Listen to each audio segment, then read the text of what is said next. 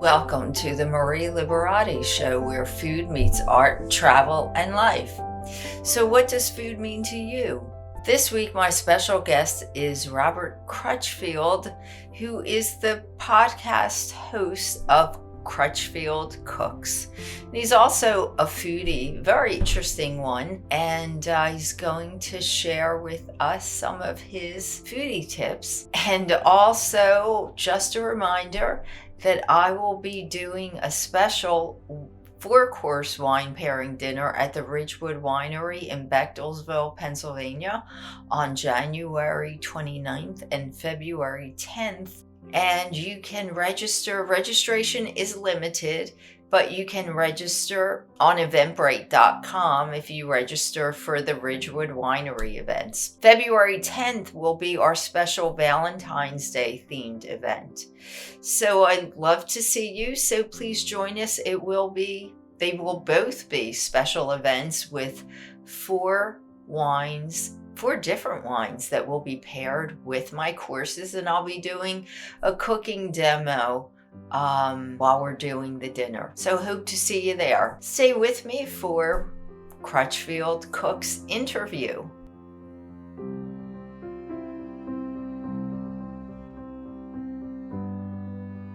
And today my special guest is Robert Crutchfield. He's a podcast host, but he's also involved in the food world, has really, really interesting, very varied background. And I'm going to let Robert tell us a little bit about himself. He's going to tell us about this interesting podcast he has also. Hey, Robert, thanks for being with us. And I understand you're in Texas, right? Yeah. I'm in Katy, just west of Houston. Yes. Although that by itself is a little deceiving in a way, because Katy is only small in relation to our big brother to the east. Oh, okay. Katy, the entire Katy area, as opposed to the actual city of Katy, covers several hundred square miles and includes over 340,000 people. Wow! Oh my gosh, that's pretty big. So we weren't next to if we weren't next to our big brother to the east, people would think we were a fairly big community. Now, when you're saying our big brother to the east, who are you talking Houston. about?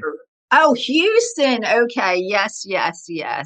Okay. So when you're next to the 4th largest city in the country, you seem smaller. Yes, exactly. But that's definitely pretty big. So Robert, I know it sounds like you have such an interesting background, and I know you have your podcast, which tell us the title so we don't forget, or we'll talk about it also. What's the title of the podcast? The title of the podcast is Crutchfield Cooks, the podcast. Our motto is learn more, eat better. There you go. That's a great. And I mean that. I mean that in every way possible. When I say learn more, eat better, I mean the more you learn, the better you eat in every possible way. Your food becomes more delicious. Your experiences become more full. Right. Obviously, eat better plays into the whole nutrition angle of things, etc. Yes, you're absolutely right. I love that motto. That really makes sense. And you said it in 4 words, so that's great. So let's start by telling everybody your background. You have an interesting background, or how you got into food. I know you started telling me about your family had chefs in the family. Absolutely. As we were talking about before we started recording, I tell people food is in my DNA. And part of the reason I say that is my grandfather and my great-grandfather were chefs. My grandfather worked in several hotels and restaurants, owned restaurants and a catering company. My great-grandfather worked for the old Fred Harvey system on the railroad. In fact, I was going through a box of pictures and things that my grandmother had when I was younger, and actually saw a payroll stub of my great-grandfather's from the railroad retirement system. Oh wow! From when he worked at the Fred Harvey chain along the restaurants back. I mean, so you're talking about basically back to cowboy and Indian days. Wow. Another interesting twist to that story, which plays into mine, is that my mother was from Missouri, my father was from Kansas. But back during the Korean War, they met in Washington, D.C. My joke with them always was, y'all never heard of Kansas City? There's a city halfway between. You didn't have to go halfway across the country to meet here. But wartime, what do you know? What do you want? But anyway, my father and mother met, got married, moved back down here to Texas.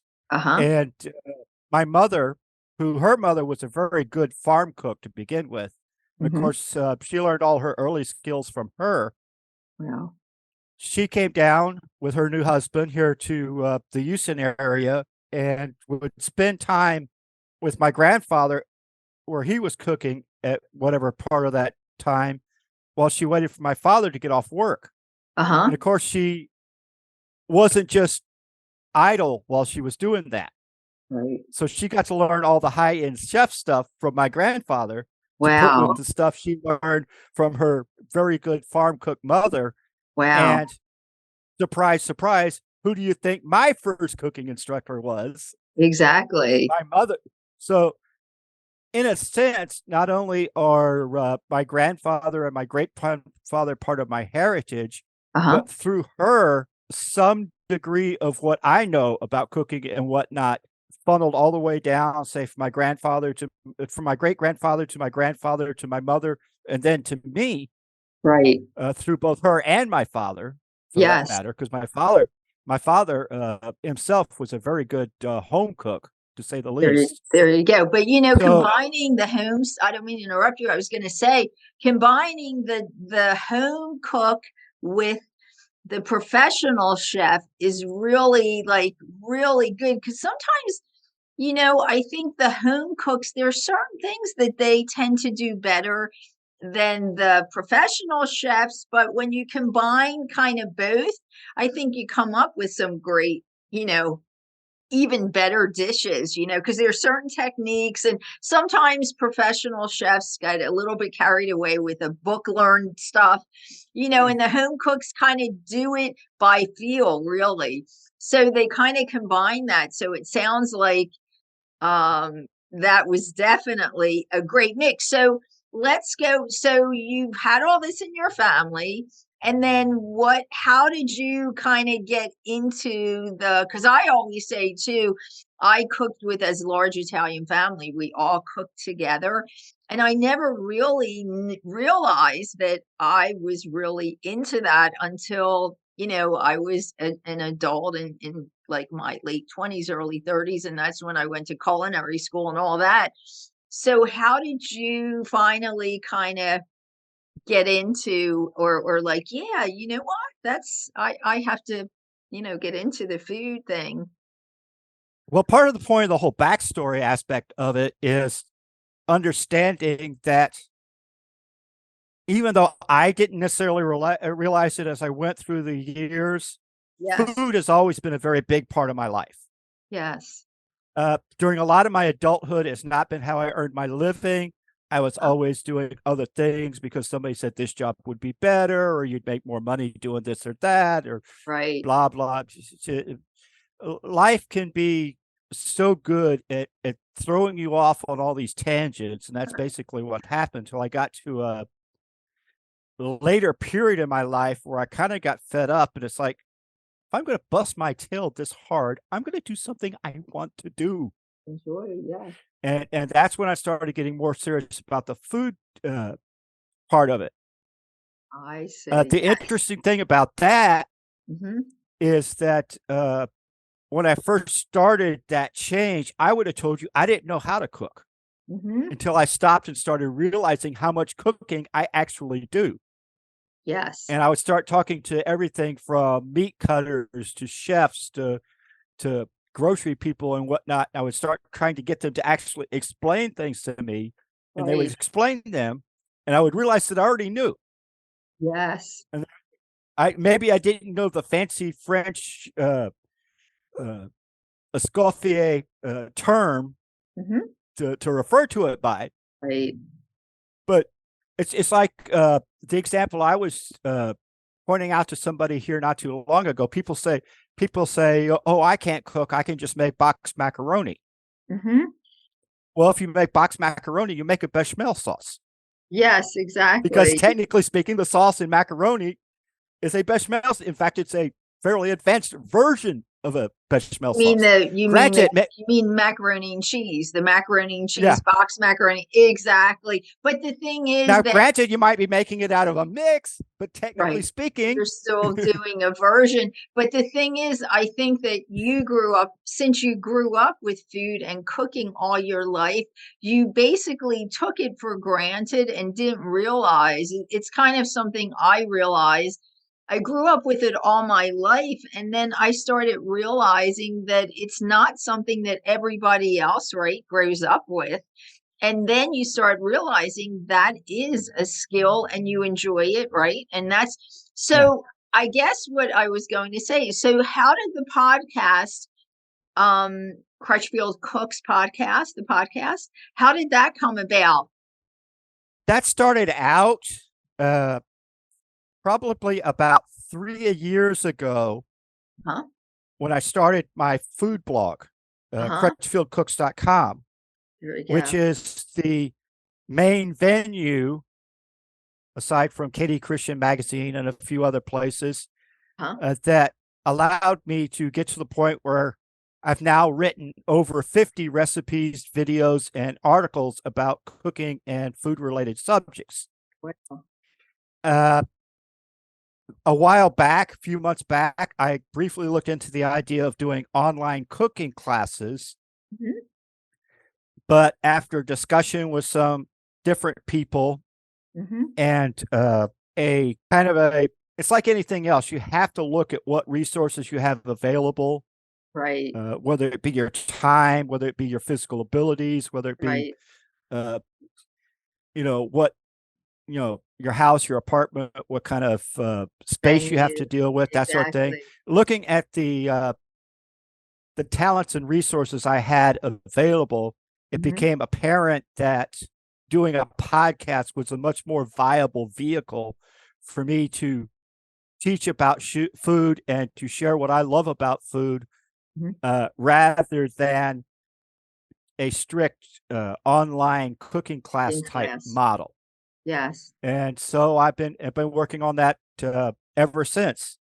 So that's how I've you got got an your interview. podcast started. Mm, I'm sorry, go ahead. With Yes. that, and I have an 18-year-old grandson who already had a podcast. I see.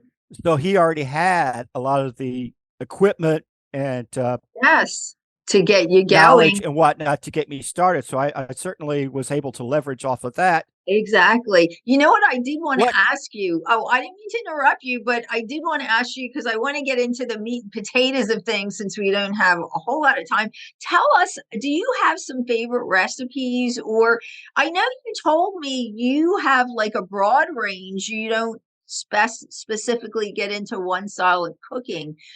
What is there like a favorite dish, a favorite recipe, a favorite ingredient you like to cook with? I think it's more of a favorite cuisine. Oh, And okay. Yes. no surprise being here in Texas, Yes.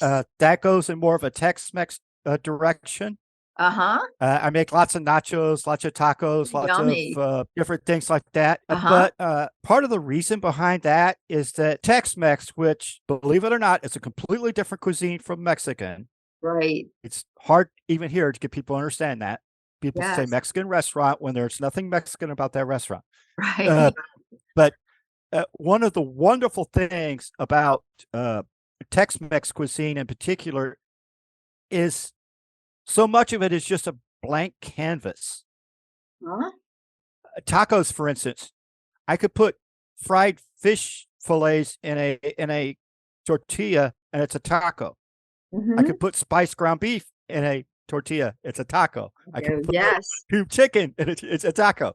Yes. So Tex-Mex, it's a very easy cuisine in a sense. At the same time, it's a cuisine that allows you to bring in all these other influences Uh-huh. from all these other cuisines sometimes in and blend them into because the rules are so loose. There's no it's kind of like we were talking about with the culinary school aspect of it versus being more of a self-taught chef Right. kind of thing, or the home cook versus the pro cook kind of thing. Right. Sometimes a pro cook it does get caught up in the official definitions of things. Yes, yeah. and what the textbook says and all this other kind of things. To me, Tex-Mex, aside from I love the way it tastes, Tex-Mex Yes. is very freeing, very Uh-huh. liberating. Huh. And so a lot of what I do goes in that direction.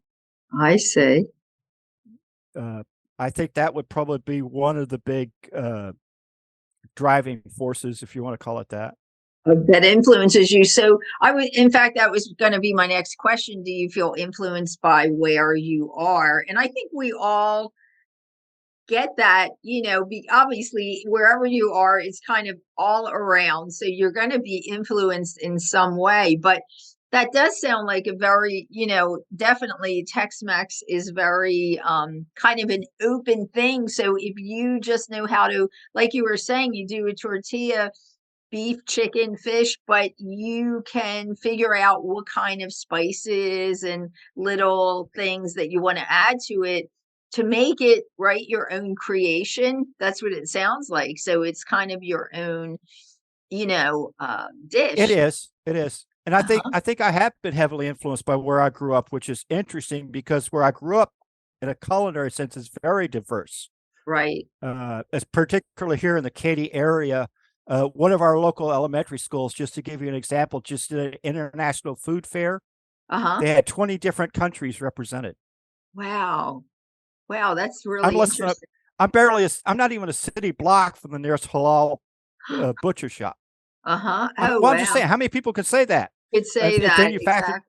then you factor into that the Mexican influences, the deep South influences we have here in Yes. Texas, the Western influences. But I think that's not that much different than most people. It's been my contention for a long time Uh-huh. that people's perception of the right way to cook something is heavily influenced by the food they ate growing up. Right. Take something that's a little more familiar to your sphere. Take pizza. Mm-hmm. Detroit and Chicago are not that far apart, but Right. pizza in Detroit and pizza in Chicago are worlds different. Yes. Yeah. Chicago pizza is deeper. Mhm. Detroit pizza has the sauce down the middle instead of across the entire pie. Mhm. Uh, Detroit pizza is square. Detroit pizza doesn't have any edge crust. Uh-huh. It has caramelized edges. Uh, Mhm. Pizza in New York is the slices are much bigger Yes, because exactly. they tend to fold them. Yes. Come on. And don't get me started about Neapolitan pizza, which is almost a whole nother It's a world by whole other itself. thing, and you're making me so hungry. I think I'm gonna have to Well, I'm go just get a saying, pizza you know, when we're done. most people would tell you, I mean, they're like, oh, come on. That's like one of the most mundane things in the food world is pizza. And I'm like, what do you mean? Yeah, no, it It's like, really is a it's like 100 variety. kinds of pizza. Yes, well, I've judged there's a big pizza competition in New York City, and I've been a judge there sometimes in the competition. And there's I know there are the traditional purists. So yes, the Neapolitan pizza, if you really want to be the traditional whatever, you have to do the traditional ingredients. But then, all around our country, there's this hybrid sort of cooking now where you can add things that are not traditional and you can come up with interesting combinations.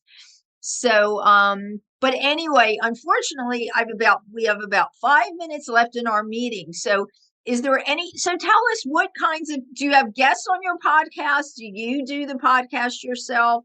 No, the podcast is very definite. I do some shorter episodes where I go into certain things, certain favorite ingredients like eggs or potatoes. But Uh-huh. primarily, my podcast is made up of experts that are brought in from every corner of the food world. Yes. Okay. I just recently had Joe Gatto, Hmm. who's in our current episode. He's a private chef in the Boston area Uh-huh. and host of the show From Scratch on Pluto TV and Roku. Oh Uh, yes. I've had Katie Day, who's a nutritionist and a wellness coach from out of Denver. Hmm. I've got an episode coming up with Glenn Gardone, the country director for Red Chocolate. Hmm. where we talk about the business of high-end, no sugar added, non-GMO imported European chocolate. Oh, yes.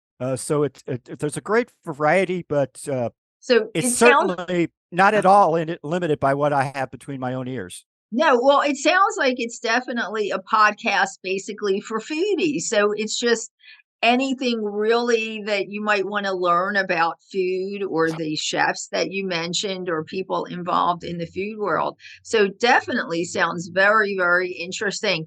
So before we run out of time, tell us, where can people find tell us the title again of the podcast, Robert. The podcast is Crutchfield Cooks, the podcast. Yes. And your blog? And my blog is crutchfieldcooks.com. Okay. The podcast can be found at www.learnmoreeatbetter.com. But be forewarned, nothing food related is off the table at our podcast. That's great. Great. All right, Robert, thank you so much for being with us. And I hope our listeners have discovered another foodie podcast to get into. I really appreciate you being here, and hopefully we'll see you in the near future also when you get some more episodes up as well. But sounds really interesting already. Great. All right. We'll be talking to you, and I'm going to put those links on my blog for the MariaLiberatiShow.com. Thank you for that too. Thanks for listening to the Maria Liberati Show, and thanks for joining in. And thanks to my producer, Britton Roselle, and this week's special guest, Robert Crutchfield of Crutchfield Cooks. And a reminder that you can join me for a special 4-course wine pairing dinner at the Ridgewood Winery in Bechtelsville, Pennsylvania.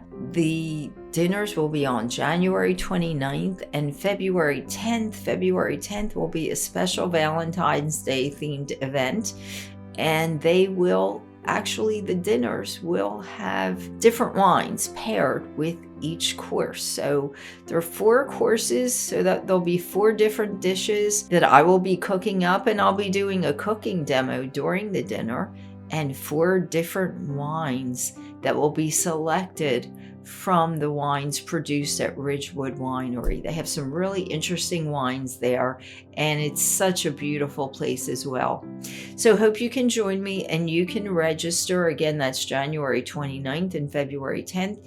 You can register at eventbrite.com for those events. If you have any questions about the events, you can always write to us at info, that's INFO, at marialiberati.com. And info on this week's episode will be on our website, the marialiberati.show.com. And please comment on our episodes as well, and share the episodes also. And if you create any of the recipes in any of the episodes, please share on social media and hashtag the Maria Liberati Show so we can also share them on the website.